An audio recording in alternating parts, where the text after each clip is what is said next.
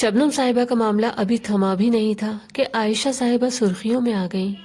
शबनम वो हैं जिनके बारे में कहा जा रहा है कि उन्होंने किसी एक इंसान को पाने के लिए खुद अपने ही घर के 7 लोगों की जान ले ली, जिनमें उनके माँ बाप भी शामिल हैं। आयशा वो हैं जिन्होंने सिर्फ एक इंसान के लिए अपनी जान दे दी और अपने पीछे ना जाने कितने ही लोगों को जिंदा लाश बनाकर छोड़ दिया, जिनमें उनके माँ बाप भी शामिल हैं। यूँ तो इन हादसों के कई रीज़न हो सकते हैं, लेकिन अहम वजह तरबियत की कमी है। ख़ास तौर से बेटियां जैसे ही दुनिया में आती हैं तभी उनके हाथ में नोट रखिए। आपका हाथ रोकने की रस्म अदायगी के साथ एक जुमला आपके कानों में आएगा, अरे अरे ये सब रहने दीजिए, बस दुआ कीजिए कि अल्लाह इसकी किस्मत अच्छी करे। फिर बेटी को शादी तक यही दुआ दी और दिलवाई जाती है, यानी बेटी की किस्मत को जकड़ दिया जाता है मनपसंद शादी के साथ। जहाँ वो अपने ससुराल में जाकर हुकूमत करे, उसे इज्जत और प्यार मिले। जिस बेटी को अल्लाह ने अपने हबीब की उम्मत में भेजा, उस उम्मत में जिसमें कई नबियों ने तक शामिल होने की दुआ की है, इस रुतबे की हमने कभी कोई कद्र ही नहीं की। हाथ पैर हमारे सही सलामत हैं, दिल दिमाग ठीक से काम कर रहा है। क्या ये अल्लाह का एहसान नहीं है? क्या ये हमारी बेहतरीन किस्मत होने की निशानी नहीं है? आयशा से फोन पर कहा जा रहा है, बेटी तुम्हारा नाम मुबारक है, तुम्हारा नाम अम्मा आयशा के नाम पर है, तुम कोई गलत कदम नहीं उठाना। वहाँ बेटी कह रही है, लेकिन मेरी किस्मत मुबारक नहीं है। आयशा के आखिरी कॉल में जो बातें सुनाई दे रही हैं, उसमें एक और अफसोसनाक बात है। आयशा से कहा जा रहा है कि अगर तुमने खुदकुशी की तो मैं भी किसी को जिंदा नहीं छोड़ूंगा, सबको मार डालूंगा, फिर खुद भी आत्महत्या कर लूंगा।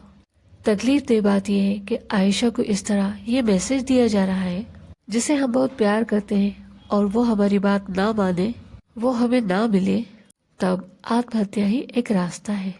बल्कि आयशा तो सिर्फ खुदकुशी की बात कर रही है, जबकि दूसरी तरफ से तो मर्डर करने की बात तक कह डाली।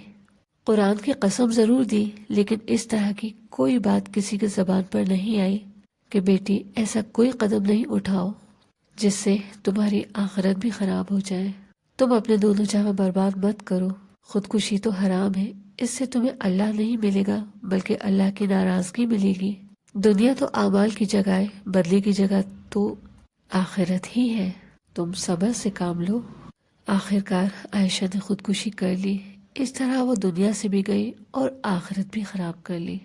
शरीयत ने तो और भी कई ऑप्शन दे रखे हैं, लेकिन आयशा ने सारे ऑप्शन ठुकराकर अल्लाह की दी हुई जिंदगी को, अल्लाह की अमानत को यूं अला-लेलान ख़त्म कर दिया। इस तरह उसने अल्लाह से भी बगावत की और माँ बाप के एहसानों को भी याद नहीं रखा। खुद अपने ही माँ बाप को जिंदा लाश बनाकर छोड़ दिया। आयशा के सिर्फ एक वीडियो ने लाखों करोड़ों लोगों को रुलाया है, तकलीफ दी है और कीमती वक्त भी लिया है। ये तो प्यार नहीं है। उस इंसान को भी छोड़ा नहीं जाएगा जो आयशा की खुदकुशी के लिए जिम्मेदार है। लेकिन सही तो वो मालदार लोग भी नहीं हैं जो अपनी बेटियों को बगैर मांगे अन्नाब शन्नाब जहेज देते हैं और अपनी अमीरी लोगों को दिखाने के लिए खूब जमकर फिजूल खर्ची करते हैं। इस तरह उन लोगों को दहेज लेने के लिए उकसाया जाता है जो पैसे से कमजोर होते हैं। उन्हें अमीर बनने का ये रास्ता बहुत आसान लगता है।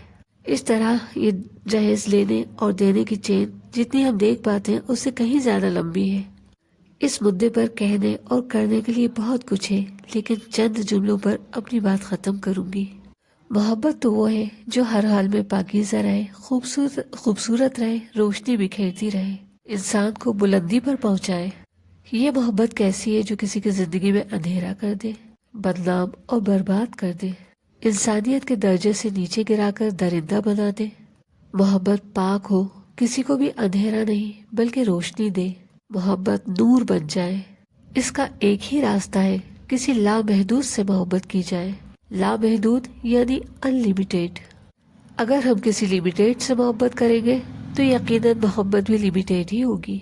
जज्बे भी लिमिटेड होंगे, फिक्रें भी लिमिटेड होंगी और फिर उनसे जन्म लेने वाले ख्यालात भी लिमिटेड ही होंगे और फिर इंसान सिमटता जाएगा।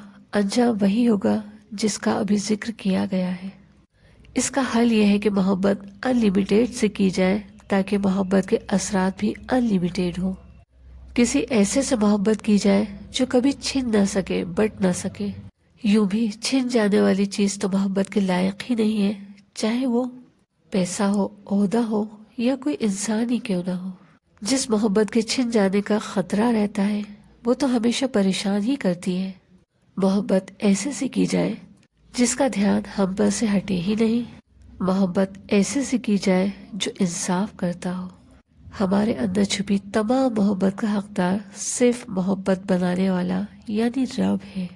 رب کی محبت کسی کو بلندی سے گرا نہیں سکتی، وہ محبت کسی کی زندگی میں اندھیرا لا ہی نہیں سکتی۔ رب کی محبت کبھی کسی کو ہارنے نہیں دے گی۔ جس دل میں رب کی محبت ہوگی وہ انسان کبھی بھی کسی کو بھی کسی بھی طرح کا نقصان پہنچانے کا سوچے گا بھی نہیں۔ جو انسان اپنے رب سے سچی محبت کرتا ہے اس کے دل میں ہمیشہ یہ بات رہتی ہے کہ دنیا کی ہر چیز اس کے رب کی ہی کریشن ہے۔ رب کی ہر کریشن محبت کے قابل ہے، چاہے وہ پیڑ پودے ہوں، چرندے پرندے ہوں یا پھر انسان ہی کیوں نہ ہو۔ رب کی محبت ہی دونوں جہاں کی کامیابی کی پہلی سیڑھی ہے۔